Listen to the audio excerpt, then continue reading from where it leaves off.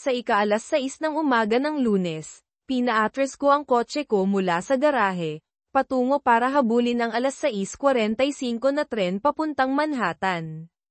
Nakatira kami sa Nassau Shores, isang maliit na suburb sa Long Island South Shore. Huminto ako para tiyakin na nakasara ang pinto ng garahe bago umalis. 2 linggo na ang nakalipas, nakalimutan kong ikyek, at tinawagan ako ni Lauren sa trabaho, galit na galit. Inakusahan niya ako na wala akong pakialam sa kaligtasan niya, natatakot na may makapasok sa bahay. Humingi ako ng tawad at nangakong magiging mas maingat. Kumalma siya, pero pinuna pa rin niya ang pagiging pabaya ko. Sa nakalipas na 2 linggo, tensyonado ang mga bagay sa bahay, at hindi ko maintindihan kung bakit nagagalit pa rin siya. Ako si Jeff Carlson, 27, na may mapusyaw na kulay brown na buhok at maikling-maikling balbas. Pinamahalaan ko ang foreign exchange desk sa isang malaking commercial bank, kumikita sa mga currency trade. Ang intuition ko sa pag-timing ng mga trade ang nagbigay sa akin ng 2 promosyon sa nakalipas na 2 taon. Si Lauren, 27 din, pero ilang buwan ang tanda, ay may itim na buhok at Mediterranean features. Nagtatrabaho siya sa isang national medical insurance company sa Huntington, New York, mga 25 minuto mula sa bahay. Ang supervisor niya, si Jim Beckman, ay isang matangkad, maskuladong lalaki na nakilala ko sa mga company event. Mayroon sa kanya na nakakabother sa akin, kahit hindi ko man lang nabanggit kay Lauren. Pagkatapos tiyakin na nakasara ang pinto ng garahe, itinono ko ang satellite radio sa isang country station. Ang unang kanta ay tungkol sa isang lalaki na nagmamahal sa kanyang bar, pero ang pangalawa ay tumama sa akin. Inilarawan nito ang mga isyu sa aming kasal, malayo ang pag-uugali, maliliit na insulto, at hindi kasiya siyang pagtatalik. Dahil abala sa kanta, hindi ko napansin ang isang green light hanggang sa bumusina ang mga kotse. Pagkatapos, nagmaneho ako papunta sa isang parking lot para tapusin ang pakikinig. Pagkatapos, nagtungo ako sa train station at nahuli ang mas maagang 6:30 na tren papuntang Penn Station. Sa tren, inalala ko ang pagkikita namin ni Lauren. Noon ay Hulyo, pagkatapos mismo ng aking ika-16 na kaarawan. Habang nagga-garden ako, dumating ang isang moving van sa bahay ng Miller sa malapit. Namatay si Mr. Miller, at lumipat ang kanyang byuda sa pamilya, kaya naibenta ang bahay. Sinundan ng isang BMW ang van, at bumaba sina Mr. at Mrs. Frank Scavo. Mula sa likod na upuan ay lumabas si Lauren, ang pinakamagandang babae na nakita ko. Ilang buwan ang tanda niya sa akin, may maikling buhok, denim shorts, at halter top. Ngumiti siya sa akin, at agad akong nabighani. Ilang araw pagkatapos, nakita ko si Lauren at ang kanyang ina, si Cheryl, sa labas. Naglakas loob ako at nagpakilala. Hindi nagtagal ay iniwan kami ni Cheryl na may iced tea, na nagbibigay sa amin ng privacy. Nagkasundo kami ni Lauren, at ginugol namin ang buong tag-araw ng magkasama. Walang romantikong galaw, puro kagalakan lang sa isa't isa. Nang magsimula ang pasukan, nagbahagi kami ng pananghalian at ang pagsakay sa bus pauwi, pero walang klase. Inaya ko siya sa October Harvest Dance, at pumayag siya. Gayunpaman, habang tumatagal ang school year, nagkaroon si Lauren ng mga bagong kaibigan, lalo na sa mga cheerleader, na naglalayong sumali sa kanilang squad. Magkasama pa rin kaming umuupo sa bus at nag-uusap araw-araw. Dumating ang araw ng sayawan, at inihatid kami doon ng tatay ko. Pagpasok namin, may mga football player na ngumisi at tumawa. Ano yun? Tanong ko. Sinong may pakialam? Kibit balikat ni Lauren. Nagsayaw kami ng masaya hanggang sa tumugtog ang isang slow song. Nang aayain ko na si Lauren na sumayaw, lumapit si Billy Barber, ang star linebacker. Bitawan mo siya, babe. Sabi ni Billy kay Lauren, na umalis kasama siya nang hindi man lang ako tinapunan ng tingin. Gulat na gulat, tinanong ko ang kaibigan kong si Jack kung anong nangyari. Iniwan ka lang, sabi ni Jack. Nagsayaw ng malapit sina Lauren at Billy, halatang pamilyar sa isa't isa. Nakaramdam ako ng kahihiyan. Pagkatapos ng sayawan, sumali sila sa football team, hawak ni Billy si Lauren ng may pagmamayari. Masyado akong natakot para komprontahin siya. Kinutya pa ako ni Billy. Hindi mo akalain na makakakuha ang isang nerd na katulad mo ng isang babaeng tulad niyan, ano?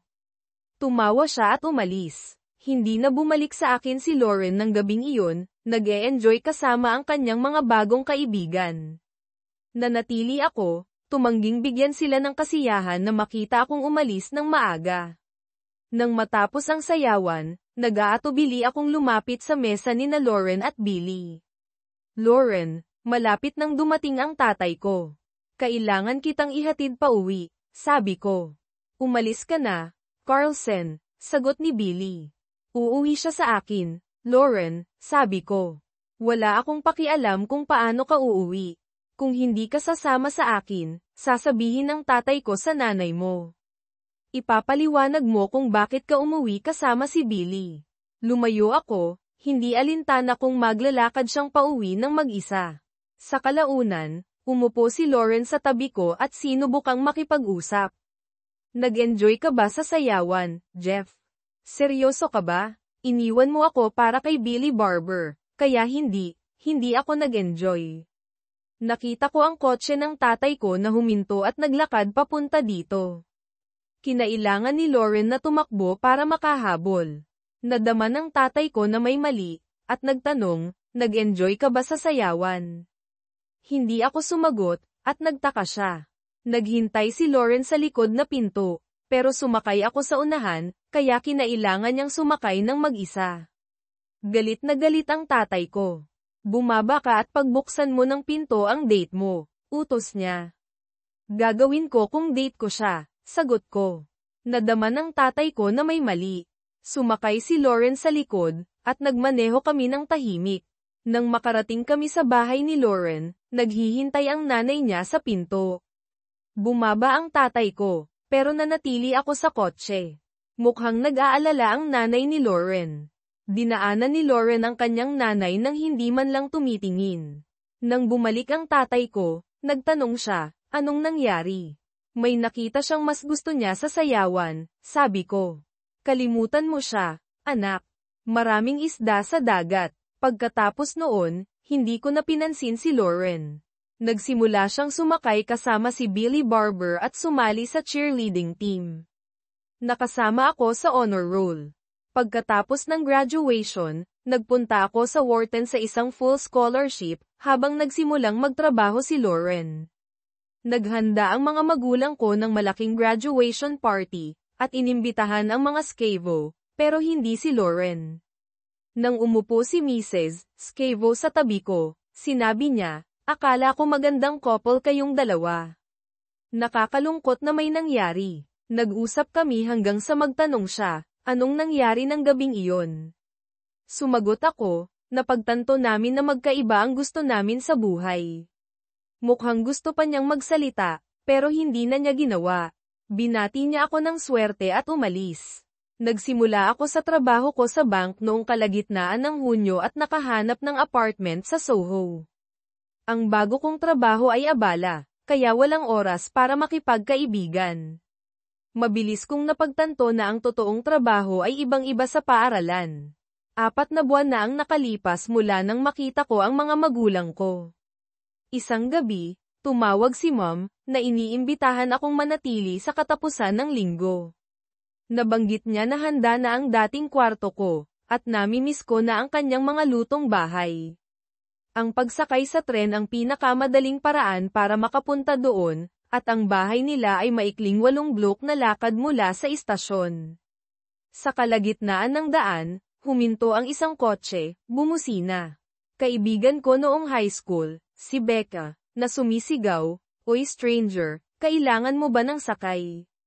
"Oo naman, mainit dito," sagot ko, sumakay sa likod na upuan. Si Jack, isa pang lumang kaibigan, ang nagmamaneho. Nagkwentuhan kami tungkol sa nakalipas na 4 na taon. Hindi ko alam na couple kayo. Gaano nakatagal to? Tanong ko. Ipinakita sa akin ni Becca ang kanyang singsing sa kasal. 2 taon na ngayon, sabi ni Jack, nakangiti. Wala akong ideya, sagot ko, medyo nalulungkot. Hindi ako naging magandang kaibigan, ano? Baliw ka, sabi ni Becca. Hindi rin kami nakipag-ugnayan. Ganyan lang talaga ang buhay. Salamat, Becca, sabi ko, nakahinga ng maluwag. Masayang makita kayong muli. Pagkatapos ay inimbita ako ni Jack sa isang party sa bahay nila sa susunod na gabi. Tumingin sa kanya si Becca na hindi ko maintindihan. Sige, gusto ko. May pupunta bang iba nating lumang kaibigan? Tanong ko. Oo, marami, sabi ni Becca. Great, magdadala ako ng beer. Anong oras at saan? 7:30 sa 135 Remsen Street, sabi ni Jack, at ibinaba nila ako sa bahay ng mga magulang ko. Nasasabik ako tungkol sa party at makita ang mga lumang kaibigan. Sa party, nakikipag-usap ako kay Kenny Carter nang may naramdaman akong tapik sa balikat ko at narinig, "Hi, kapitbahay. Tagal na nating hindi nagkita." Si Lauren pala, mas maganda kaysa dati. Mga alaala niya kasama si Billy Barber ang sumagi sa isip ko. Bumaling ako pabalik kay Kenny, pero kinumpranta ako ng kaibigan ni Lauren. Ang bastos naman, sabi niya. Hindi kasing bastos ng ginawa niya sa akin, sagot ko. Jeff, please, hindi ka pa rin ba galit tungkol sa gabing iyon? 6 na taon na ang nakalipas, sabi ni Lauren. Oo naman, angle ko, lumalayo. Tumakbo si Becca para aliwin si Lauren, habang hinayla ako ni Jack sa isang tabi, na hinihiling sa akin na humingi ng tawad para mapanatili ang kapayapaan kay Becca. Natagpuan ko si Lauren sa kusina. Pwede ba tayong mag-usap ng mag-isa? Tanong ko. Tumutol ang kaibigan ni Lauren, pero kinumbinsi siya ni Becca na iwan kami ng mag-isa. Pagkatapos ng ilang awkward moments, nagsimula ako. Lauren, patawarin mo ako sa sinabi ko. Nasaktan ako ng husto ng gabing iyon. Siguro oras na para mag-move on. Hindi. Tama ka, Jeff. Kumilos ako ng masama at karapat-dapat sa sinabi mo. Hindi ako humingi ng tawad. Tatanggapin mo ba ang paghingi ko ng tawad ngayon? Salamat, Lauren. Oo, tinatanggap ko. Niyakap ako ni Lauren, at naghalikan kami ng masidhi. Pumasok sina Becca at Jack, na sinabi ni Becca, I'll be damned. Honey, mukhang hindi mo alam ang ginagawa mo, malungkot na sabi ni Jack, pagkatapos ay ipinagmalaki ang kanyang dibdib, na nagsasabing, tama, at huwag mong kalimutan. Tumawa kaming lahat at sumali muli sa party. Nagsimula kaming mag-date ni Lauren, at pagkatapos ng 9 na buwan, ikinasal kami. Ang anunsyo ng konduktor ang nagpabalik sa akin sa kasalukuyan habang umaandar ang tren. Inalala ko ang nakalipas na 3 buwan ng aking kasal. Kumbinsido ako na nagloloko ang asawa ko. Mukhang hanggal na ay base ito sa isang country song, pero tama ang lahat. Ang dati kong intuwisyon ay nagpapatunog na ngayon ng mga alarm bell. Sa opisina, napansin ni Howard Goldman na may mali at sinundan ako papunta sa mesa ko. Anong problema? Tanong niya. Wala, sagot ko. Kalokohan, sabi ni Howard. Hindi kita papayagan na magsugal sa pera ng bank ngayon. Sabihin mo sa akin kung anong nangyayari, o umuwi ka. Bumantong hininga ako at umamin, sa tingin ko may affair si Lauren. Sigurado ka ba? Tanong niya. Hindi, pakiramdam lang, pag-amin ko. Kadalasan tama ang mga pakiramdam mo. Huwag mong baliwalain. Anong gagawin mo? Hindi ko alam. Ngayon ko lang nalaman. Magpaka-easy ka. Suportado kita. Sabihin mo sa akin kapag nakapagdesisyon ka na kung anong gagawin. Sa tingin ko wala ka sa top of your game ngayon, giit ni Howard. Tama siya. Hinayaan ko ang staff ko na humawak ng karamihan sa trabaho sa loob ng 2 linggo. Mukhang nag-enjoy sila sa kalayaan. Isinara ko ang pinto ng opisina ko at umiyak. Hindi ko maisip ang buhay nang wala si Lauren. Ang kalungkutan ko ay naging galit. Ang pagharap kay Lauren nang walang ebidensya ay magiging hanggal. Kailangan ko ng plano. Pagkatapos ng trabaho, bumili ako ng mga voice-activated recorder at inilagay ang mga ito sa paligid ng bahay at sa mga telepono. Pagsapit ng Biyernes, mayroon akong katibayan ng pagtataksil ni Lauren. Ganito ang usapan nila, Jim, si Lauren to. Bakit ka tumatawag sa akin sa bahay? Paano kung sinagot ng asawa ko? Sumagot si Jim Beckman, magdadahilan ako ng trabaho. Sa tingin ko dapat tayong magpalamig. Kumikilos ng kakaiba si Jeff. Inakusahan ka na ba niya? Hindi. Pero malamig at malayo siya. Siguro dapat tayong magpalamig muna. Okay. Kung sa tingin mo yun ang pinakamainam, sabi ni Jim. Pagkatapos ay iminungkahi niya, pupunta ako sa Miami sa loob ng 2 linggo.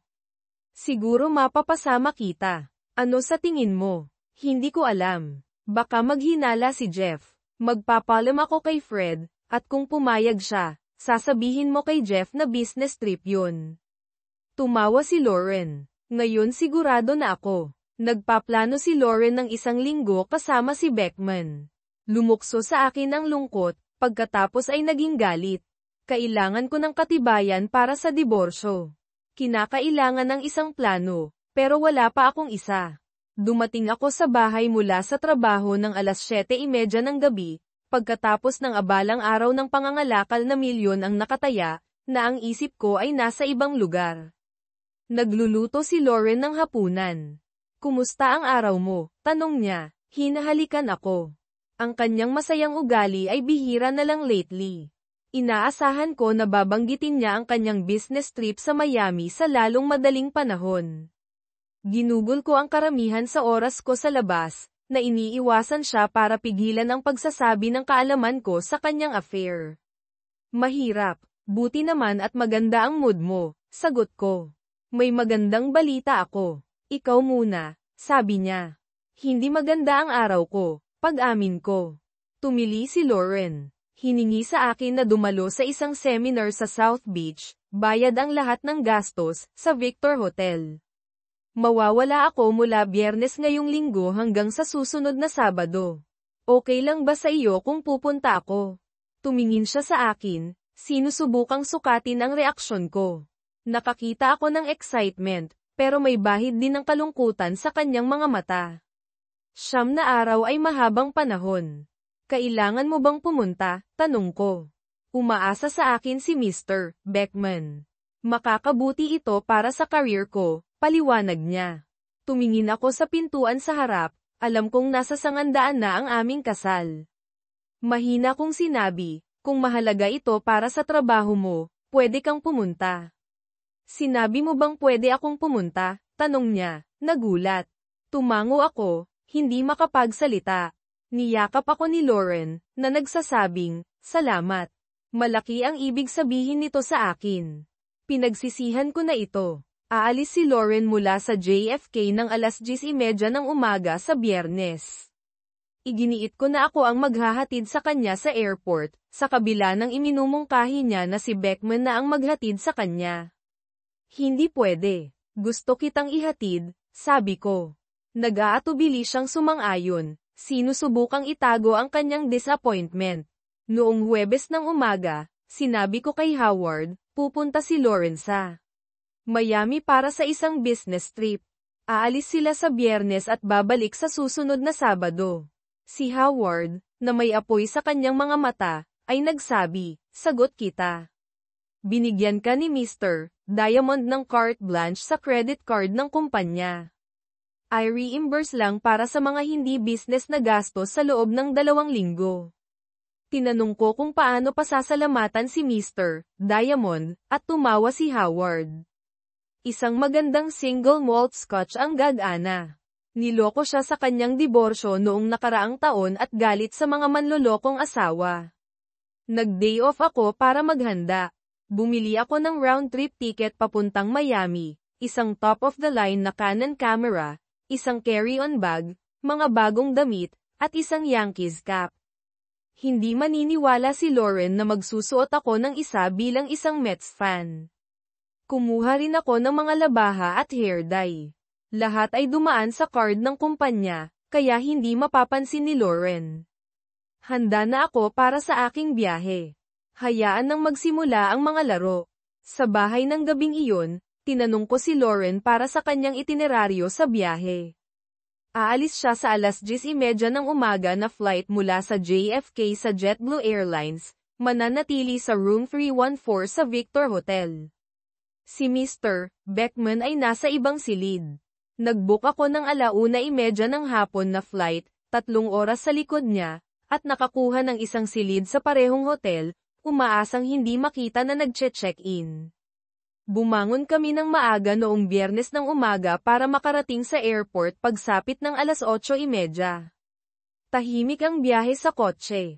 Sinubukan ni Lauren na makipag-usap, pero masyado akong nababagabag. Alam kong inihahatid ko ang asawa ko sa isang affair. Jeff, okay lang ba sa iyo na pupunta ako sa biyaheng ito? Sinabi mong okay lang, tanong niya. Alam ko ang sinabi ko, pero ang realidad na mawawala ka sa loob ng 9 na araw ay tumatama sa akin. Mami-miss kita, sagot ko. Naiintindihan ko. Mami-miss din kita. Magiging mahaba at malungkot na 9 na araw, sabi niya. Siguro para sa akin. Mapupunta ka sa isang glamorous South Beach hotel, daing ko. Tumawa si Lauren. Karamihan sa trabaho yun, hindi bakasyon. Nag-usap kami at nag-park sa short-term lot sa JetBlue curbside check-in. Nakita namin si Beckman na naghihintay. Sumulyap sa akin si Lauren para sukatin ang reaksyon ko. Lumapit si Beckman, hinalikan ang pisngi ni Lauren, at inalok ang kamay niya sa akin. Ngumiti ako at nakipagkamay, tinatago ang aking galit. Lauren, dapat na tayong dumaan sa security. Nice to see you, Jeff. Aalagaan kong mabuti si Lauren, sabi ni Beckman. Tiningnan ko siya at sumagot, alam ko ang ibig niyang sabihin, Lauren. Ngumiti ako kay Beckman at sinabi, salamat sa pag-aalaga sa kanya. Lumiwanag ang kanilang mga mukha, at nagtungo sila sa security. Nauna si Beckman, at ihahanda na ni Lauren ang kanyang ID sa isang TSA agent nang hilahin ko siya pabalik. Aalis ka nang hindi nagpapalim, tanong ko. Niyakap at hinalikan ako ni Lauren. Oo nga pala, ang walang galang ko. Niyakap ko siya ng mahigpit. Mahal kita. Kung may mangyari, gusto kong malaman mo na ikaw ang pinakamagandang bagay na nangyari sa akin. Mahal din kita, honey. Kailangan ko nang umalis, sabi niya. Habang nagsisimula siyang umalis, hinayla ko siya pabalik. Lauren, alam ko na sinabi kong okay lang, pero ayaw kitang umalis. Hindi pa huli. Sabihin mo kay Jim na hindi ka pwede at sumama ka sa akin pauwi. Jeff, hindi ako pwedeng umatras ngayon. Binili na ang mga tiket, at kailangan ako ni Mr. Beckman. Alam kong nagiging makasarili ako. Ayaw ko lang na umalis ka. Kailangan din kita, Jeff. Kailangan ko nang umalis. Huwag mo akong pigilan. Desidido ako sa biyaheng ito. Malaking tulong ako kay Jim. Hindi ko siya pababayaan. Tumingin siya sa akin, muntik nang magsalita, pero naglakad papunta sa gate at ibinigay ang lisensya niya sa ahente. Nanlabo ang mga mata ko, at sigurado akong akala ni Lauren na dahil mamimiss ko siya. Naglakad ako papunta kung saan naghihintay si Beckman at pinanood si Lauren kasama ang ahente ng TSA. Mukhang naguguluhan siya pero pinakalma ang sarili niya bago siya makarating sa amin.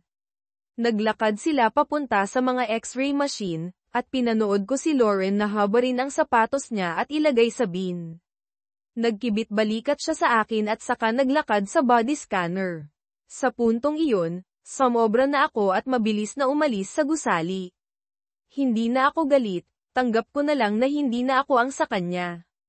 Inilipat ko ang kotse ko sa pangmatagalang paradahan, kinuha ang aking carry-on, at bumalik sa terminal. Naghintay ako hanggang sa umalis ang eroplano ni Lauren at saka ako dumaan sa seguridad. Umupo ako para kumain ng almusal at naghintay sa aking flight. Dumating ako sa hotel, nag-check-in ng walang problema, at nagpagupit at nagpa-crocot sa barber sa lugar. Sa kwarto ko, kinulayan ko ng itim ang buhok ko. Sa suot kong sunglasses at ball cap, hindi ako makikilala. Ang hotel ay Huggies U, nakaharap sa Ocean Avenue, kasama ang kwarto ni Lauren at Jim sa kanang pakpak at ang akin sa gitna. Maganda ang tanawin ko sa pool at sa karagatan. May mga tindahan ang hotel sa unang palapag at isang outdoor pool sa ikalawang palapag. Mula sa aking balkonahe, tanaw ko ang buong pool area. Sa ibang pagkakataon, magiging romantiko ito, pero ngayon parang hindi. Tinawagan ko si Lauren mga 8:00. Sinagot niya, "Hi, honey." Nag-alala ako noong hindi ka sumasagot sa bahay. "Nasaan ka ba?" Huminto ako sa isang bar kasama ang mga lalaki mula sa trabaho, sagot ko. Nagawa pa niyang sabihin, "Huwag mong subukang makipaglandian sa kahit sinong babae. Tandaan mo na may asawa ka." Sa tingin ko hindi kita mapapatawad kung gagawin mo iyon. Ang kapal, naisip ko. Nandito siya kasama si Beckman, pero binabalaan niya ako. Bakit mo iisipin na magloloko ako? Nagbigay na ba ako sa iyo ng dahilan para paghinalaan ako? Alam mo na hindi ko kailanman gagawin iyon. Tiwala ako sa iyo ng lubusan, kaya nga pinayagan kitang pumunta sa biyaheng ito. Alam mo iyon, di ba?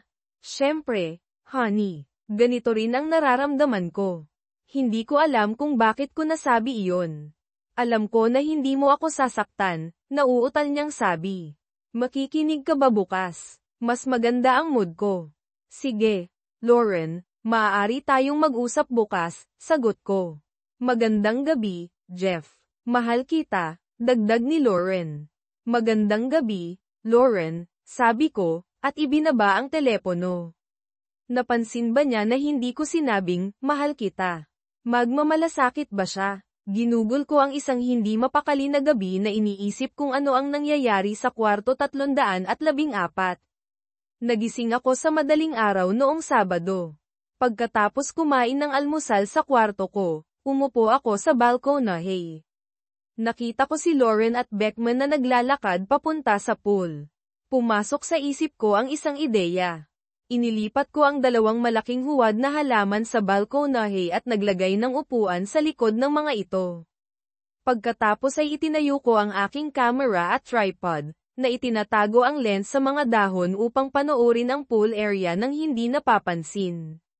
Si Lauren at Beckman ay nakahiga na sa mga chaise at nag-uusap. Nakaharap si Lauren sa braso ng Yu na naglalaman ng kanilang kwarto, suot ang isang bagong pulang bikini na nagpapakita ng kanyang cleavage at isang high-cut na ibaba na halos hindi nagtatakip sa kanya. Nag-zoom ako gamit ang aking camera ngunit agad kong napagtanto na hindi ko marinig ang kanilang pag-uusap. Kailangan ko ng solusyon. Pagkatapos ng kalahating oras, nakuha ko ang unang patunay ng pagtataksil. Yumuko si Beckman, pinahihit ang ulo ni Lauren, at hinalikan siya. Gumanti si Lauren, na hinihila siya sa leeg. Naghalikan sila ng 4 na beses sa susunod na oras bago tumayo upang umalis. Habang naglalakad sila palayo, magkahawak kamay, malinaw na sila ay isang magkasintahan. Pinatay ko ang camera at bumalik sa aking kwarto, na labis na nalulungkot. Ang makita ang pagtataksil ay mas masahol pa kaysa sa hinala. Determinado na marinig ang kanilang mga pag-uusap, naghanap ako online para sa mga tindahan ng especially iya at nakakita ng isa sa malapit, nagkukunwari. Mabilis akong bumili ng isang parabolic microphone na maaaring kumonekta sa aking camera. Pagbalik sa kwarto ko, itinayo ko ito sa tabi ng camera, handa para sa susunod na pagkakataon. Linggo ng umaga, nagising ako na nagulat noong 10 a.m., matapos matulog ng mahimbing pagkatapos ng isang mahaba at nakakapagod na araw. Nag-alala ako na baka may napalampas ako pero nakita ko si Lauren at Beckman na naglalakad palabas ng Lummis Park. Binuksan ko ang camera at tinawagan ni Mike si Lauren at nakinig habang tumutunog ang kanyang telepono, na nagpapatunay na gumagana ng perpekto ang microphone. Sino iyon? Tanong ni Beckman. Si Doofus iyon, sagot ni Lauren na may halakhak. Tumawa rin si Beckman. Biglang nag-alala. Sinabi ni Lauren, dapat kong sagutin ito. May masamang maaaring nangyari. Bakit kaya siya tatawag sa linggo ng umaga? Sinagot niya ang telepono. Jeff, Okay lang ba ang lahat? May nangyari ba? Tanong niya. Gusto kong sabihin na, hindi. Okay lang si Doofus, pero pinigilan ko ang galit ko. Sa halip, sinabi ko, walang mali, honey. Nangungulila ako at gusto ko lang marinig ang boses mo. Masarap malaman na nag-aalala ka sa akin. Nag-aalala ako sa iyo sa lahat ng oras, Jeff. Linggo ng umaga, at naisip ko na baka may masamang nangyari. Tinakot mo ako, bulyo ni Lauren, na naiirita. Sawa na ako sa ugali ni Lauren. Hindi ko alam na magiging abala ako. Nangungulila ako at naisip ko na ang pakikipag-usap sa asawa ko ay magpapasaya sa akin. Pasensya na sa pag-abala sa iyo. Ibinaba ko ang telepono bago pa siya makasagot. Hindi naman abala, sabi niya sa patay na telepono. Naririnig ko siyang nagsasalita sa pamamagitan ng parabolic mic. Pinatay niya ang kanyang telepono at naglakad papunta sa isang kalapit na bangko. Ano ang gusto niya? Tanong ni Beckman. Nangungulila siya at gustong makipag-usap. Bakit ako sumagot sa kanya ng ganito? Nagtatakang tanong ni Lauren. Sumagot si Beckman, Lauren, 6 na buwan na tayong nagkakaroon ng affair. Baka nagsasawa ka na sa kanya, maaaring. Oras na para palayain siya at magdiborsyo. Pagkatapos ay maaari tayong magkasama ng hindi nagtatago, di ba, bulyo niya. At hindi magagalit ang asawa mo kung pupunta tayo sa bahay mo. Hindi na natin kailangang magtago pa, sarkastikong sabi ni Lauren. Jim, kumikita ka ng $38,000 sa isang taon. Pagkatapos ng promosyon ni Jeff, kumikita siya ng halos $200,000, ang pagtatalik sa iyo ay mahusay. Pero hindi ka katumbas ng pagkawala ng potensyal ni Jeff. Balang araw siya ang magiging CEO, at balak kong naroon. Kaya, walang diborsyo. Bukod pa rito, hindi mo kailanman iiwan ang iyong asawa at mga anak. Tama ka, sagot ni Beckman na nahihiya, pero maaari pa rin nating tangkilikin ang ating oras dito, di ba? Tama, stud, ngumiti si Lauren. Hinawakan ang kamay niya at naglakad palayo. 6 na buwan ng panloloko. Akala ko nakikipagrelasyon lang siya sa akin para sa pera. Kailangan ko ng higit pang ebidensya. Maya-maya, nakita ko si Lauren na naglalakad papunta sa pool na nakasuot ng tangerine coverip kasama si Beckman sa likod niya. Binuksan ko ang aking camera at mic. Tinanggal ni Lauren ang kanyang coverip, na nagpapakita ng walang top, at hiniling kay Beckman na tumulong sa suntan lotion. Masigasig siyang sumunod, at nire-record ko ang lahat. Isang empleyado ng hotel ang lumapit at hiniling kay Lauren na magtakip dahil sa mga reklamo ng bisita. Nahihiyang nagsuot si Lauren ng kanyang coverip, at bumalik sila sa kanilang kwarto. Sinuri ko ang camera at naramdaman kong halos mayroon na akong sapat na ebidensya. Kung mahuhuli ko sila sa aksyon, tapos na ako. Hindi ko tinawagan si Lauren noong Linggo ng gabi, at hindi niya ako tinawagan noong Lunes ng umaga. Nagising ako noong 9 a.m., nag-order ng almusal, at nanood mula sa aking balkonahe. Noong 6 p.m., lumabas si Beckman sa kanilang balkonahe na nakasuot ng hotel robe. Itinutok ko ang aking camera at nagsimulang mag-record. Lumabas si Lauren na nakasuot ng katulad na bathrobe at niyakap si Beckman mula sa likod. Sa tingin mo kaya mo pa ba ang isa pang round, stud? Baka kailangan ko pa ng 30 minuto, sabi niya. Pinagod mo na ako, tumawa siya. Nagsimula silang maghalikan doon mismo. Ito ang patunay ng pagtataksil na kailangan ko. Maaaring hindi ito mahalaga sa korte, pero maaari itong makaapekto sa mga magulang at kaibigan ni Lauren. Ang video ay kinunan sa publiko at maaaring tanggapin. Pagkatapos silang panoorin sa balkonahe, alam ko na tapos na ang kasal ko. Ang video ay hindi may kakaila na patunay ng kanyang panloloko, na nagdaragdag sa kanyang pag-amin noong tawag namin noong linggo. Ang makita ito ay hindi matitiis. Nag-book ako ng flight pauwi para sa susunod na araw sa 3 p.m. at kinumpirma ang aking reservation. Nagpa siya akong tawagan si Lauren, na umaasang mahuli sila sa akto. Sinagot niya sa ikalimang ring, na parang hinihingal. Hello, bulong niya. Lauren, tanong ko na may pag-aalala. Okay ka lang ba? Parang hinihingal ka. Nasa shower ako noong narinig ko ang telepono. Kumuha ako ng tuwalya at tumakbo upang sagutin. Dapat mo akong makita ngayon, magkakaroon ka ng ilang bastos na ideya, sagot niya. Sigurado ako na gagawin ko, babe. Kamusta ang araw mo? Naging produktibo ba ang seminar? Oo, Jeff. Nagkaroon kami ng magandang araw sa seminar, sabi niya na nag-aatubili. May isang bagay sa boses niya ang nagulat sa akin, mukhang nagulat at nabigo siya na hindi ko iminungkahi ang phone lovemaking gaya ng karaniwan kong ginagawa. Kamusta ang araw mo, honey? Tanong niya. Malungkot ako. Miss ko ang boses mo at ang presensya mo. Malaki at malungkot ang kama na wala ka, pero alam mo kung ano iyon, di ba? Ginugugol mo ang iyong mga gabi na nag-iisa, di ba? Sa wakas ay nagpahiwatig ako ng aking mga hinala. Tama, honey. Iyon ang totoo, pagsisinungaling niya. Makinig ka, Jeff. Ginaw na ginaw ako at basa. Kailangan ko nang umalis ngayon. Mag-uusap tayo bukas, okay? Mahal kita, sabi niya. Tama, Paulem, Lauren, sagot ko, at ibinaba ang telepono. Inimpake ko ang aking kagamitan at damit. Dahil nagugutom, pumunta ako sa restaurant ng hotel kasama ang aking camera upang suriin ang footage. Pagpasok ko, nakita ko si Lauren at Beckman na nakaupo sa isang booth. Umupo ako 2 mesa ang layo sa likod ni Lauren at nakaharap kay Beckman. Diskreto akong kumuha ng ilang litrato nang hindi nila napapansin. Sumulyap si Lauren sa akin minsan pero hindi niya ako nakilala. Sinuri ko ang footage ng araw habang kumakain, na sumusulyap sa 2. Sumulyap si Lauren sa akin minsan pa, pero hindi pa rin niya ako nakilala. Tinapos ko ang aking pagkain at umalis bago sila. Mahirap matulog noong gabing iyon.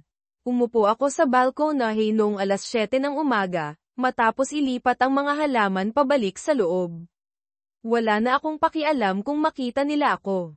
Mayroon akong ebidensya. Noong 7:15, isang puting van na may asul na FB lettering ang huminto. Sumakay si Lauren at Beckman, at umalis ito. Malalaman ko, naisip ko, talagang gumagawa sila ng trabaho ngayong linggo. Mayroon akong 2 bagay na natitira upang gawin ngayong umaga. Una, na-access ko ang isa sa 2 computer na ibinigay ng hotel para sa mga bisita. Nagprint ako ng 2 litrato na kinuha ko mula noong bumaba ako dito. Pagkatapos ay pumunta ako sa check-in desk at nagtanong kung sino ang magtatrabaho sa desk sa Sabado ng umaga. Nalaman ko na ito ay isang binata na nagngangalang Carlos. Nagkausap kami, at nag-abot ako sa kanya ng $200, kung magiging maayos ang lahat. Magkakaroon ng maliit na sorpresa si Lauren at Beckman kapag nag-check out sila sa Sabado ng umaga. Nag-check out ako at lumipad pabalik sa New York upang asikasuhin ang mga bagay-bagay sa bahay. Noong Martes ng umaga, pumunta kami ni Jim sa aming mga seminar. Pagsapit ng gabi, pareho kaming pagod para sa iba pa. Nakatulog ng maaga si Jim habang naghihintay ako sa tawag ni Jeff. Pagsapit ng 10:00, nagalit ako dahil hindi siya tumawag. Pagsapit ng 11:00, nagsimula akong mag-alala. Alam kaya niya, dapat ko ba siyang tawagan? Pero kumbinsido ko ang sarili ko na walang alam si Jeff, kahit nahirapan akong matulog. Ang Miyerkules ay pag-uulit ng Martes. Pagod, nag-order kami ng hapunan sa loob. Pagkatapos ng mabilis na shower, gusto ni Jim na makipagtalik, pero masyado akong nag-aalala na naghihintay sa tawag ni Jeff. Noong hindi ito dumating, nagpanik ako. Ang hindi pagtawag ni Jeff ng 2 gabi ng sunod-sunod ay hindi karaniwan. Napansin pa ni Jim at nag-alala. Pagsapit ng 9 AM noong Huwebes, tinawagan ko ang nanay ko upang kumustahin si Jeff, na ipinaliwanag na hindi ko siya nakakausap mula noong Lunes. Sumang-ayon siyang pumunta. 30 minuto ang lumipas, tumunog ang telepono ko. Galing ito sa telepono namin sa bahay. Agad akong sumagot, Jeff, natutuwa ako na tumawag ka. Okay ka lang ba? Ako ito, Lauren, sagot ni nanay. Wala dito si Jeff. Sinuri ko ang bawat kwarto. Ang mga damit niya ay nasa mga closet at ang computer ay nasa opisina. Anong nangyayari? Wala, nanay, pagsisinungaling ko.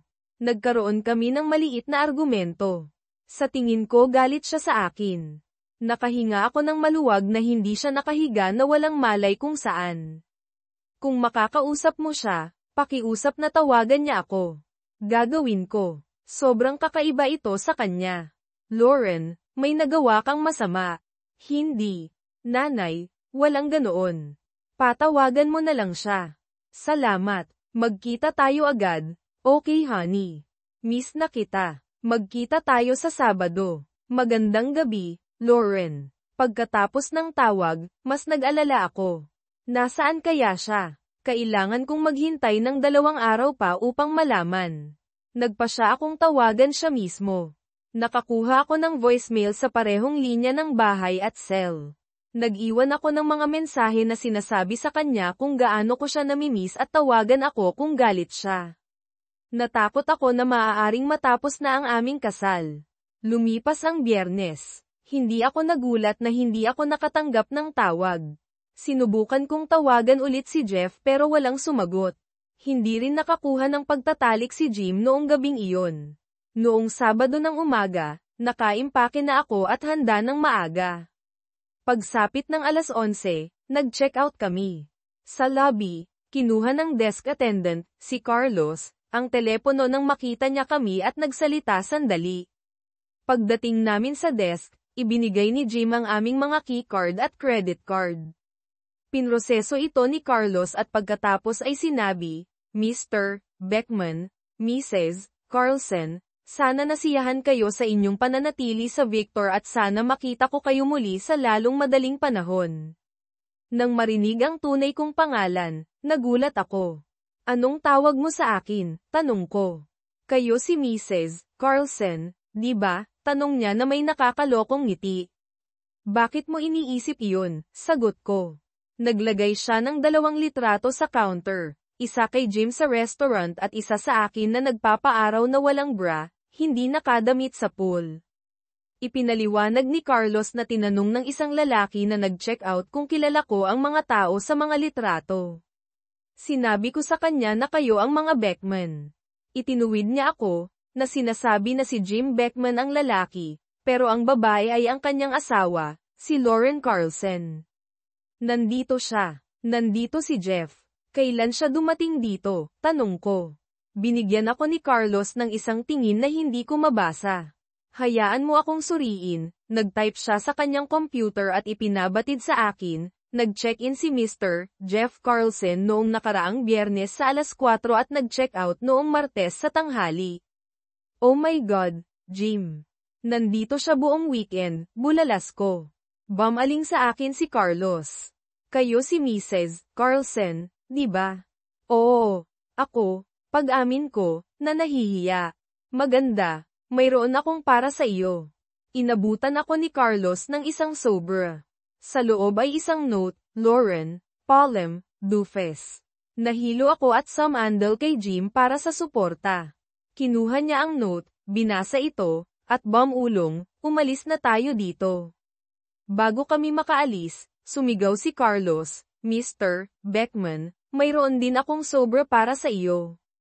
Nag-aatubili itong kinuha ni Jim at binasa ang note. Pagkatapos ay tumingin siya sa bintana, na ibinabagsak ang papel. Kinuha ko ito, akala mo ba makakalaya ka, a-hole?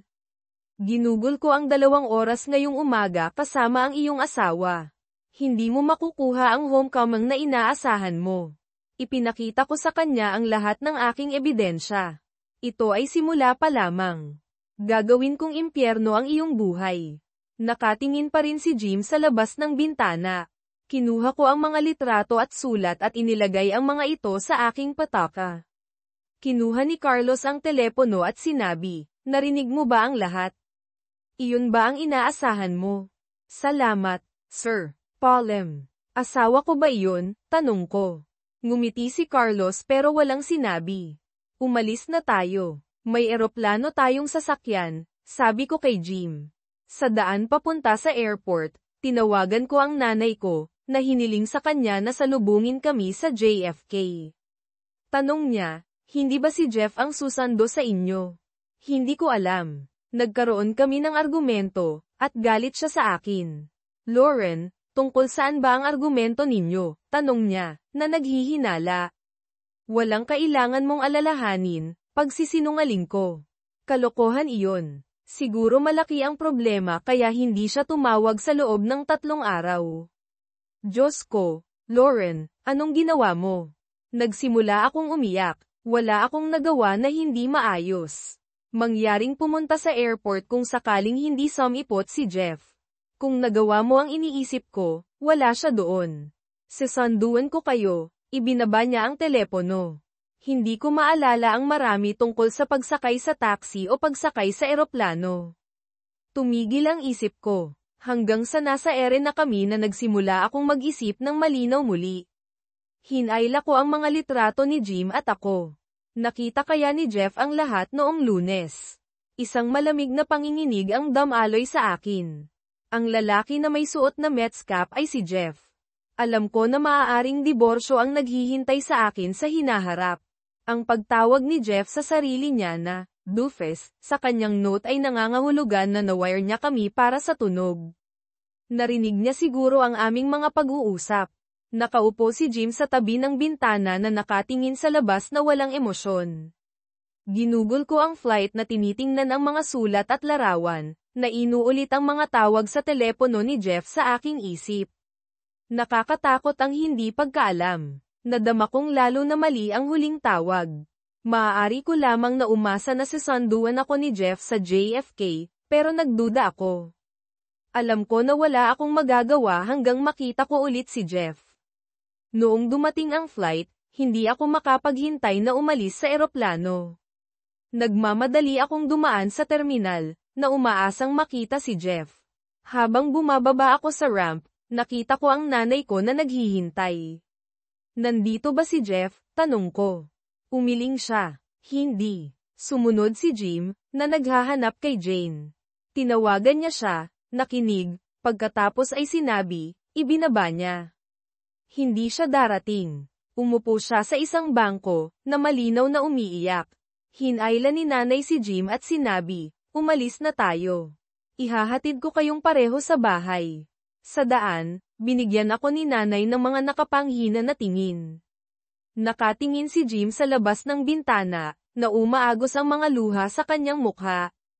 Pagdating sa bahay, hiniling ko kay Jim na maghintay sa kotse at tumakbo sa loob na sumisigaw, nandito na ako, Jeff. Walang sagot. Sinuri ko ang silid tulugan. Walang laman ang kanyang closet at aparador.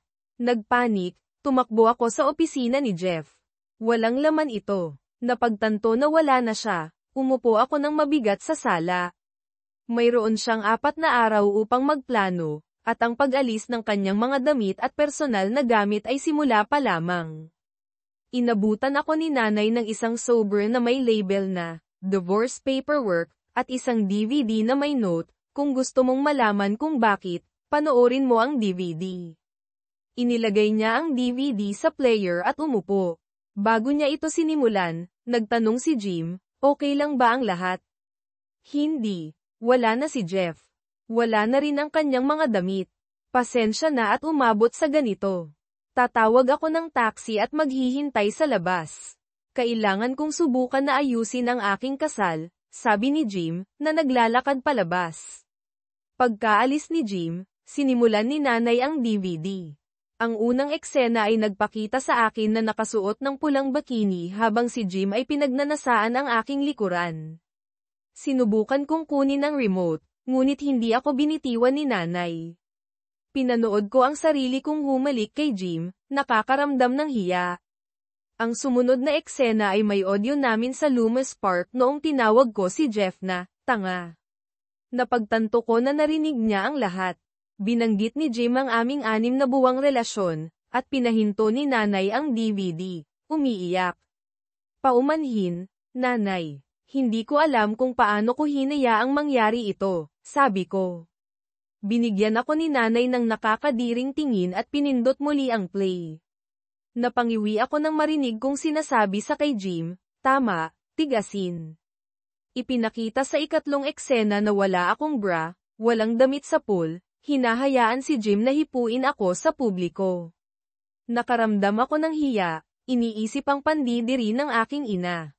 Sunod, ipinakita nito na hinihila ko si Jim papasok sa silid para sa pagtatalik. Ang pinakamasamang bahagi ay ang tawag sa telepono. Nai-record ni Jeff ang kanyang panig. Mag-isa kang gumugugol ng iyong mga gabi, hindi ba, Lauren?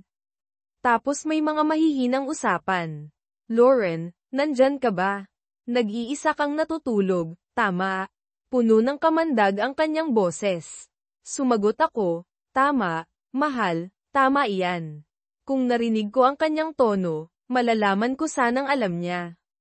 Ang sumunod na eksena ay nagpakita ng isang kamay na tinatakpan ang lens ng camera, at ang imahe ay gumalaw ng walang kontrol bago tumuon sa tanawin ng balkonahe.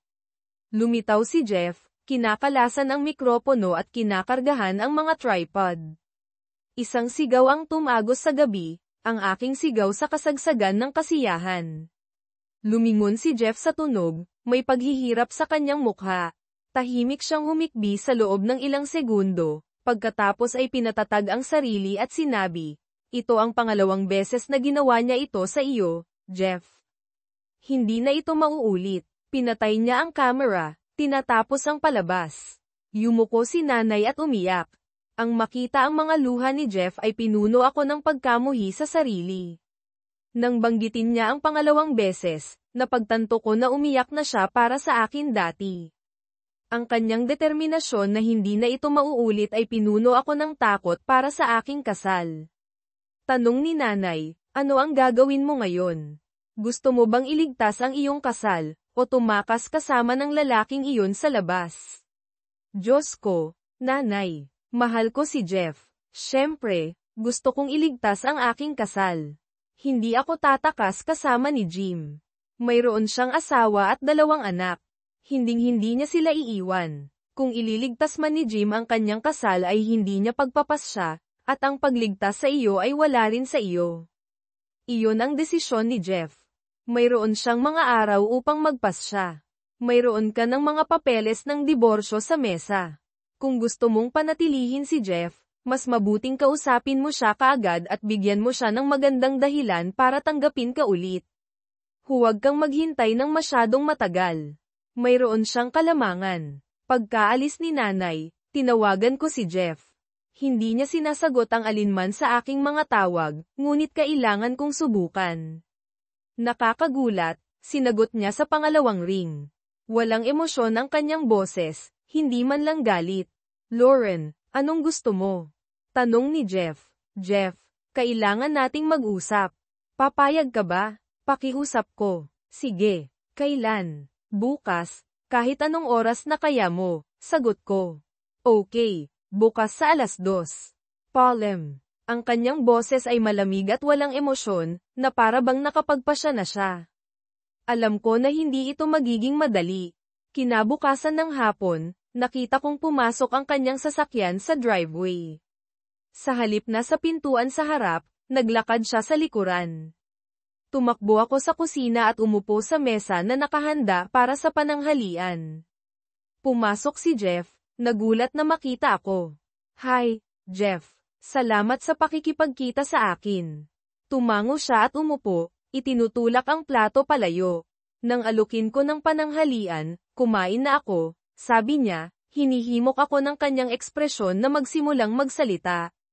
Jeff, sobra akong humihingi ng paumanhin. Panimula ko, ngunit pinutol niya ako. Alam kong humihingi ka ng paumanhin na nahuli ka, o humihingi ng paumanhin sa panloloko. Oo, humihingi ako ng paumanhin na nahuli ako, ngunit higit sa lahat humihingi ako ng paumanhin na nagsimula akong manloko. Ang sakit na idinulot ko sa iyo ay gumugupo sa akin. Kaya mo ba akong patawarin? Kahit na gawin mo, hindi ko alam kung mapapatawad ko ang sarili ko. Nanatili siyang tahimik, naglalaro ang mga emosyon sa kanyang mukha. Sa wakas, Nagsalita siya, na nagpagulat sa akin. Alam mo ba na sa umaga ay hihiga ako sa kama at papanoorin kitang matulog? O pagkatapos ng aking shower, uupo ako at papanoorin kita.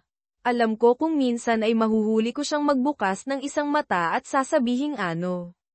Ngingiti siya, tatawa ng tahimik, at hahalikan ang aking noo.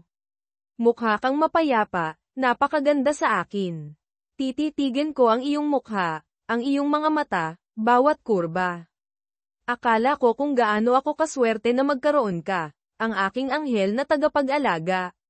Ngunit ngayon ang kulay at liwanag na dinala mo sa aking buhay ay wala na. Simula noong Miyerkules, tuwing umagang umingiti pa rin ako sa pag-iisip kung gaano ako kaswerte na magkaroon ka, hanggang sa maalala ko. Pagkatapos ay bumabalik ang sakit. Tuwing umaga ay mas kaunti ang pagmamahal ko sa iyo, at hindi na gaanong masama ang sakit. Napagtanto ko na tama si nanay. Naghintay ako ng masyadong matagal. Kung nakauwi ako noong Miyerkules ng gabi, marahil ay nagawa ko sana ang isang pagkakaiba. Ngayon ay huli na ang lahat. Nagpasya si Jeff sa diborsyo. Ang huling bagay na gusto ko, pakiusap, Jeff, huwag kang gumawa ng padalos-dalos na desisyon. Alam kong naging terrible ako at hindi karapat-dapat sa anumang konsiderasyon, ngunit nakikiusap ako sa iyo, bigyan mo ako ng pagkakataong makabawi sa iyo. Hayaan mong ipakita ko sa iyo na kaya kong maging asawang karapat-dapat sa iyo. Pakiusap bigyan mo ako ng pangalawang pagkakataon. Nag-antay ako sa kanyang tugon, nakakakita ng mga luha sa kanyang mga mata. Tumulo ang isang luha sa kanyang pisngi, at pinahiran ko ito ng aking hinlalaki. Ipinangako kong hindi mo na ako paiiyakin pa. Tingnan mo ako ngayon, sabi niya ng malungkot. Jeff, sa DVD binanggit mo na ito ang pangalawang beses na umiyak ka para sa akin. Kailan ang unang pagkakataon? Lauren, nahulog ako sa pag-ibig sa iyo sa unang pagkakataong nakita kitang lumabas sa sasakyan ng iyong tatay. Ang pinakamagandang alaala ko ay ang tag-init na ginugol nating magkasama. Ang pinakamasamang alaala ko ay nang talikuran mo ako sa harvest dance para sa ibang lalaki. Iniwan mo ako para kutsain ni na Billy Barber at ng koponan ng football. Umiyak ako ng maraming gabi na mag-isa sa aking kama. Kaya, noong Lunes ng gabi ang pangalawang beses na umiyak ako para sa iyo. Ang luha na pinahiran mo kanina ay ang ikatlo. Paumanhin, Jeff. Alam kong paulit-ulit kong sinasabi ito, ngunit isa lamang itong hanggal na pagtatalik. Wala na siya, at wala akong pakialam. Hindi ko na siya makikita muli. Ang tanging kailangan ko ay ikaw. Hindi ko alam, Lauren. Nakita kitang gumawa ng mga bagay sa publiko. Naghubad ka, walang damit para sa kanya, at hinayaan mo siyang hipuin ka sa pool. Ang sinabi niya pagkatapos ay nagpadala ng panginginig sa aking katawan.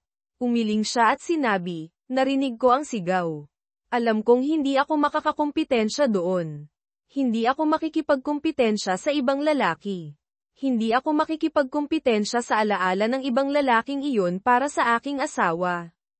Kung mananatili tayong magkasama, palagi akong makikipagkumpitensya sa kanyang multo. Hindi mo na kailangang makipagkumpitensya sa sinuman. Hindi mo mauunawaan hanggat hindi ito nangyayari sa iyo muli. Malungkot na umiling si Jeff at nagsimulang tumayo mula sa kanyang upuan.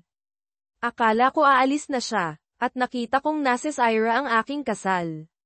Nanaig ang desperasyon, at tumalon ako mula sa aking upuan, itinutumba ito. Tumakbo ako kay Jeff, niyakap siya ng mahigpit at nagbubulol. Huwag kang umalis, Jeff. Pakiusap huwag mo akong iwan. Nang makita ko ang iyong liham sa hotel, napagtanto ko kung gaano kakahalaga sa akin at sa ating kasal. Pakiusap patawarin mo ako at tanggapin mo akong muli. Malaya niyang ipinatong ang kanyang mga braso sa akin, marahang hinihimas ang aking buhok. Pagkatapos ng ilang sandali, ipinatong niya ang kanyang mga kamay sa aking mga balikat at marahang inilayo ako para tingnan ang aking mga mata. Sa tuwing iniisip ko ang ating kinabukasan, nakikita ko tayong magkasama. Isang bahay na may puting bakod, 2 anak na lalaki at 1 anak na babae, tulad mo na masisira ko. Inisip ko na nagpaplano tayo ng mga kasal, nagdiriwang ng mga anibersaryo, at tumatanda ng magkasama. Ang ating pagmamahalan ay sumusuporta sa atin sa mahihirap na panahon. Ngayon wala akong nakikita, kundi isang malaking itim na butas, kung saan dating may pag-ibig. Nakikita ko ang nakamamanhid na kadiliman ng isang buhay na wala ka. Umurong siya, na nagsasabing, kailangan ko nang umalis. Mayroon akong dapat gawin. Huwag kang umalis. Marami tayong dapat pag-usapan. Hindi. Kailangan kong sumulat ng liham ng pasasalamat. Anong liham ang mas mahalaga kaysa sa pagtatangkang ayusin ang ating kasal? At kanino mo kailangang sumulat? Kay Ronnie Millsap. Bakit? Ano ang kinalaman niya rito? Tinulungan niya akong iwanan ng isang nanlolokong asawa. Tumalikod siya at lumabas ng pinto, sumisipol ng isang tono na kalaunan kong natutunan na, stranger in my house. Pagkaraan ng 5 taon, hiniling sa akin ng aking asawa na dalhin ang kotse sa harap ng bahay. Pupunta kami sa mga magulang ko para sa Memorial Day cookout. Lumabas ako sa pamamagitan ng likurang pintuan, dumadaan sa bagong tayong garahe na Yarrow patungo sa bangin na nakatanaw sa dalampasigan sa ibaba, sa kabila ng Long Island Sound patungo sa baybayin ng Connecticut. Hindi na ako nakatira sa inuupahang bahay sa Nassau Shores, kundi sa lumang bayan ng Mutton Town. Pagbilang pabalik sa garahe, kailangan kong pumili kung aling kotse ang dadalhin sa bahay ng aking mga magulang. Tumigil ang aking mga mata sa garahe number 5. Pinindot ko ang remote at pinanood habang bumukas ang pinto upang ipakita ang aking pinakabagong nakuha. Isinara ko ang pinto at sinimulan ang makina, na gustong-gusto ang tunog ng malakas na muling itinayong 370 V8 Ford engine. Habang nililisan ng kotse ang garahe, ibinaba ko ang convertible top at nagmaneho papunta sa pabilog na daanan sa harap ng bahay. Lumabas ako at hinangaan ang aking pinakabagong pagmamalaki, 1,961 Ford Thunderbird convertible na may kumikinang na chrome, itim na pintura, interior, at bubong. Diyos, napakaganda niya. Binuksan ng aking asawa ang pinto at sumimangot. Hindi kami makakasakay ng sanggol na nakababa ang bubong. Kailangan mong itaas ito. Bumantong hininga ako at sinabi sa kanya, okay, itataas ko ito, ngunit mas cool itong tingnan kapag nakababa ang bubong. Kung gusto mo pang sumakay ako dito na nakababa ulit ang bubong, mas mabuting itaas mo na ito ngayon. Bumalik sa aking isipan ang araw na una kong nakuha ang kotse, at nagmaneho kami na nakababa ang bubong. Ibinaba ni na ang kanyang bubong, at mabilis kong pinindot ang button upang itaas ito. Ngumiti ng may pagmamalaki si na alam kung paano gamitin ang kanyang malaking kapangyarihan sa paggawa ng pag-ibig. Nakilala ko si na 2 buwan bago naging pinal ang aking diborsyo kay Lauren. Ang isang bagay na pinagkasunduan ni na Mr. Diamond, ang pangulo ng bangko, at ang kanyang dating asawa ay ang kanilang ampon na anak mula sa Romania. Habang nagkakasuklaman sila sa isa't isa, pareho nilang mahal ang maliit na batang iyon. Nagpapatakbo ang mga Diamond ng isang kawang gawa upang tulungan ang mga ulilang Romanian. Alam kong inaasahan akong dumalo sa $1,000 bawat plato na fundraiser, dahil naging paborito ako ni Mr. Diamond. Naupo ako sa kanyang mesa, katabi ng kanyang asawa. May bakanteng upuan sa tabi ko. Bago umupo, napansin ko ang card sa mesa na nakalaan para kay Kieran Noah. Habang ako ay nakaupo, tumango ako upang batiin si Mr. Diamond at hinalikan ang pisngi ng kanyang dating asawa. Tumingin ako ulit sa aking boss dahil sa kanyang mapaglarong ngiti. Ilang sandali pa, isang napakagandang babae na nakasuot ng itim ang umupo sa tabi ko. Sumilay si Mr. Diamond at ipinakilala ako kay Yunina, binibigkas na ayawan nina, Circle and Nova, isang Victoria's Secret Lingerie model. Nalaman ko kalaunan na si Nina ay isang ulilang Romanian din at nasa charity board. Nagkasundo kami ni na ng gabing iyon. Sinabi niya sa akin ang tungkol sa kanyang kakilakilabot na buhay sa mga Romanian orphanage, na halos nagpaiyak sa akin. Gusto ko siyang protektahan. Sinabi niya na naramdaman niya ang aking empatiya at gusto niyang malaman ang higit patungkol sa akin. Maraming lalaki ang nag-alok sa kanya na sumayaw, ngunit tinanggihan niya silang lahat.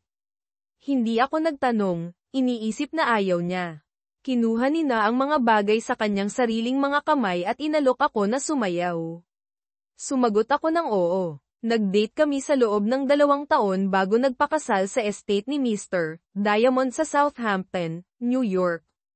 Akala ko medyo bata ang kanyang asawa para sa kanya sa edad na 35 kumpara sa kanyang 61, ngunit lagi siyang nakangiti, kaya ano ang alam ko. Ang aming unang taon ay naging mahusay.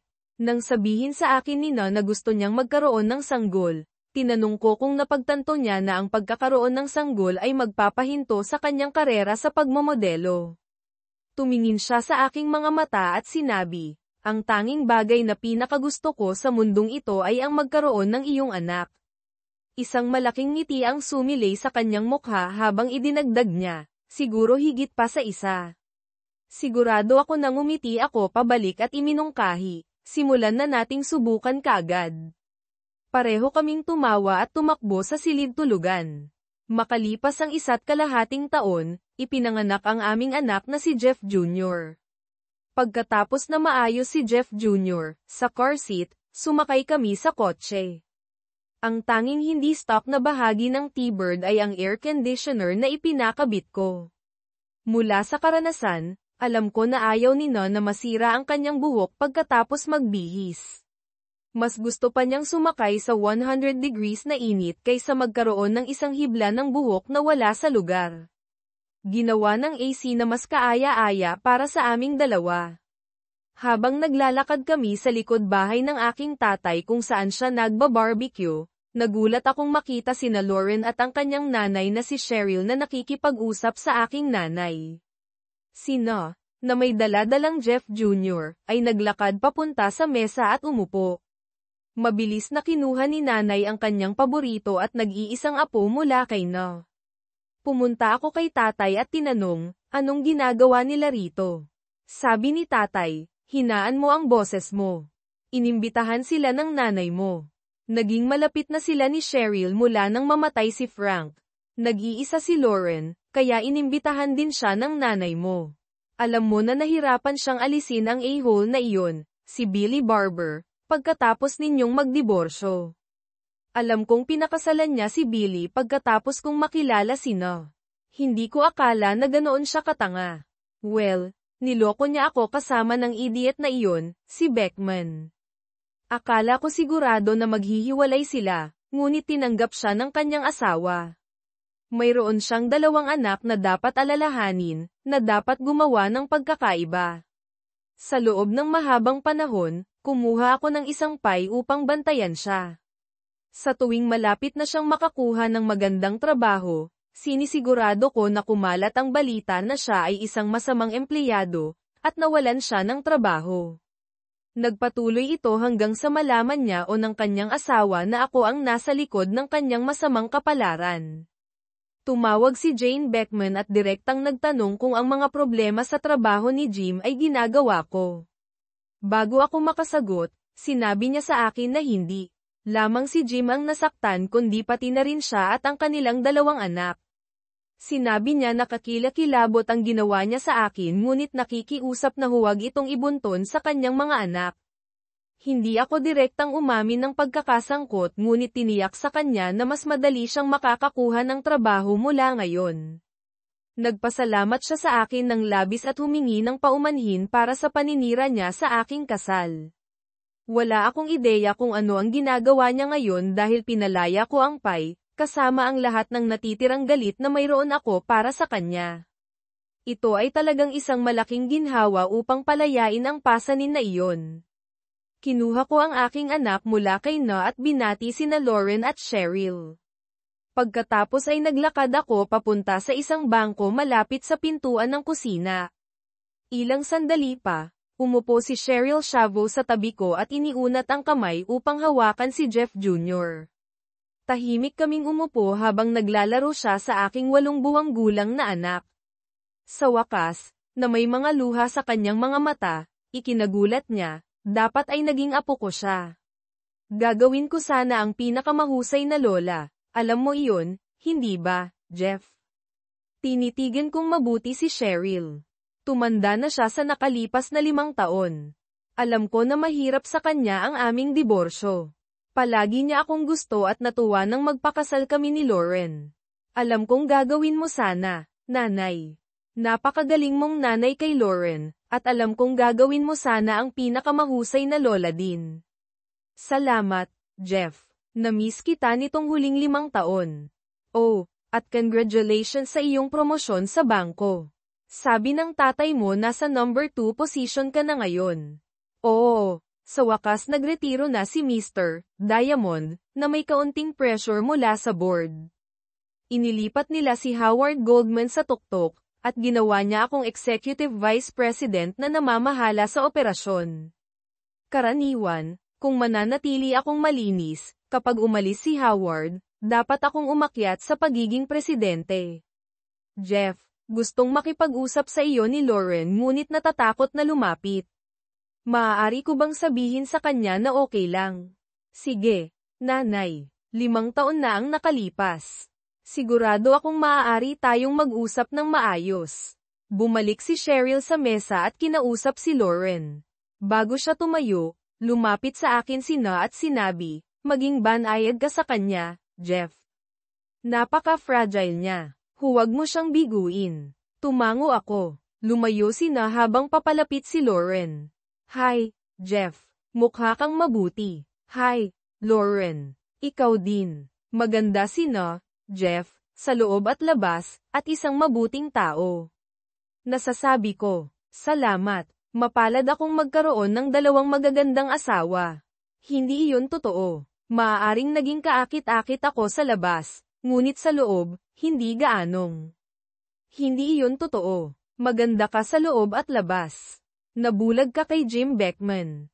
Sigurado akong may ginawa ako para itulak ka palayo. Hindi talaga iyon totoo. Naaalala mo ba ang ginawa ko sa sayawan kasama ni Billy Barber? Anong ginawa mo doon? Hindi. Ako iyon. Mayroon akong isang bagay sa loob ko na sumisira sa lahat ng magagandang bagay. Isang bagay na hindi gaanong maganda. Baguhin natin ang paksa. Sabi sa akin ni nanay nakakuha ka na naman ng promosyon sa trabaho. Alam ko noon pa na aakyat ka sa tuktok. Well, may magandang nangyari sa akin sa nakalipas na 5 taon. Tumingin ako kay na at ngumiti. Nang bumaling ako pabalik kay Lauren, nakita kong tumingin din siya kay na. Bumaling siya sa akin at ngumiti. Jeff, may isang bagay akong kailangang linawin mula sa panahong iyon, 5 taon na ang nakalipas. Hindi ko gustong pumunta doon, ngunit siya ang nagbanggit nito. Ito ay ang tawag sa telepono kung saan tinawag kitang Doofus. Gusto kong malaman mo na iyon ang unang beses na tinawag kitang ganoon. Hanggang ngayon, hindi ko alam kung bakit ko ginawa iyon. Hindi iyon ang dahilan kung bakit ko ibinanggit ang araw na iyon. Tungkol ito sa kung ano ang sinabi ko kay Jim tungkol sa iyo. Sinabi ko sa kanya na ikaw ang magiging presidente ng bangko at kung gaano karaming pera ang kinikita mo. Napagtanto ko na parang gusto ko lang makasama ka para sa pera. Hindi iyon ang ibig kong sabihin. Alam kong magiging matagumpay ka. Palagi akong ipinagmamalaki sa iyo. Gusto ko lang ibahagi ang iyong mga tagumpay. Hindi kailanman tungkol sa pera. Pakiusap maniwala ka. Nang una ko itong marinig, sigurado akong tungkol ito sa pera. Hanggang sa hayaan kong marinig ni na ang sinabi mo. Iminungkahi niya na mali ang pagkakaunawa ko. Akala niya mula sa tingin sa iyong mukha, nagmamayabang ka tungkol sa akin kay Jim. Nakapagpagaan ito ng pakiramdam sa akin tungkol sa iyo. Sa tingin ko doon ako nagsimulang magpatawad. Kung gayon, may isa pang bagay akong kailangang pasalamatan sa iyo. Ano iyon? Ang ginawa mo para kay Jane Beckman. Tumawag siya sa akin na umiiyak tungkol sa ginagawa mo kay Jim. Hiniling niya sa akin na tawagan kita, ngunit sinabi ko sa kanya na mas mabuti kung manggagaling iyon sa kanya. Ibinigay ko sa kanya ang numero mo sa bangko. Tumawag siya upang sabihin sa akin na sa wakas ay nakakuha si Jim ng isang trabaho na makasuporta sa kanila. Gusto niyang pasalamatan ka para sa kanya. Natutuwa ako na naging maayos ito. Hindi ko kailanman naisip ang tungkol sa kanya o sa mga bata. Natutuwa ako na tapos na. Tumayo ako at niyakap si Lauren. Habang naglalakad kami sa mesa, umiiyak si Lauren ng masayang luha, at masayang nakangiti sa akin si Na. Umupo kami sa mesa at tinamasa ang araw. Sa biyahe pa uwi ng gabing iyon, nakataas ang convertible top, ngunit nakababa ang bubong ni Na. Naging isa na naman itong kahanga-hangang araw.